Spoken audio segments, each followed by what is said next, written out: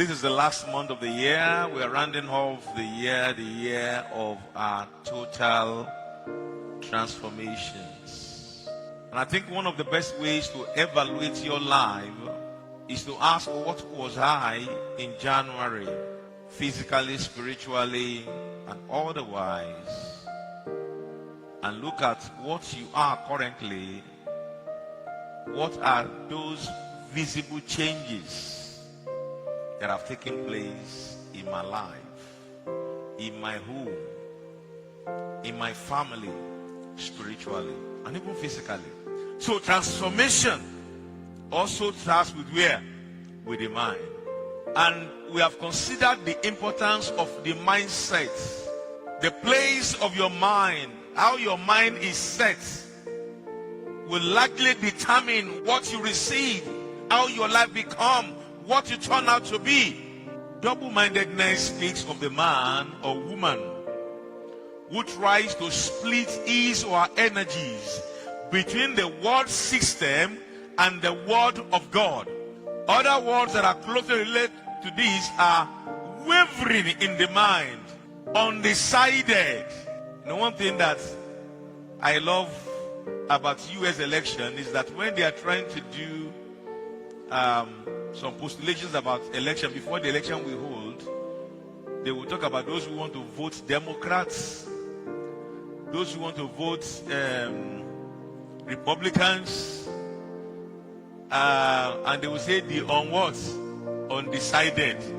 These ones have not decided. So you can never know where they will swing. If you are able to swing them to yourself, they'll come away. There are some that they are known. It is immaterial how bad the candidate is. They will always love to vote for Republican or Democrat. Make your noise. Shout here and there. It does not change them. They know where they stand. There's a story my father's narrated many years ago. It's a pity I didn't remember. I would have called him and tell him big. He can remember.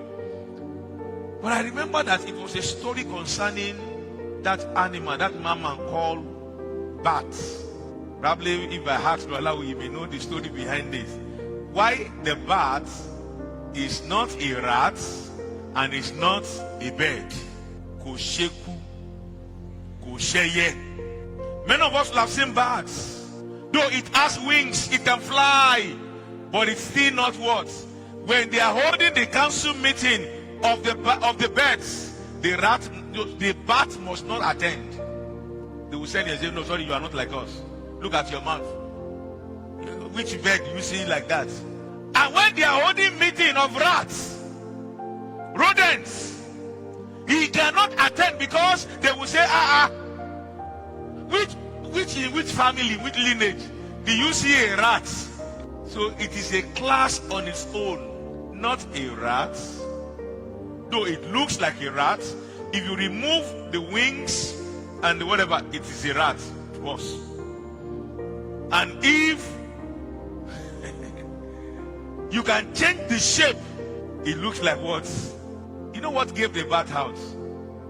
No, the birds. I just saw that now. I mean, I've not. The birds, they have two legs, and their wings serve as their what? Like their hands. But the bat has the four legs of a rat, an additional what? That makes him no bird, no what? And the Lord was saying, some people are like that. They are not Christians, they are not unbelievers. In your office, they cannot call you an unbeliever because you carry Bible. But you know you are not living the right of what? Especially of a child of God. Here, he's making us to realize that if you are going to be a child of God, if your mind is for God, it must be with God fully. And we'll get there towards the end of the message. Apostle James also makes this clear to us. In James chapter 4 verse 4, he said, adulterers and adulteresses, do you not know that friendship with the world is what? You cannot befriend the world and be a friend of God. It's not done.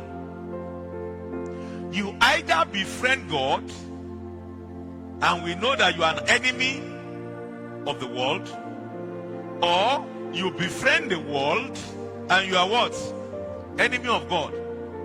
You can't stay in between until you can manage it through.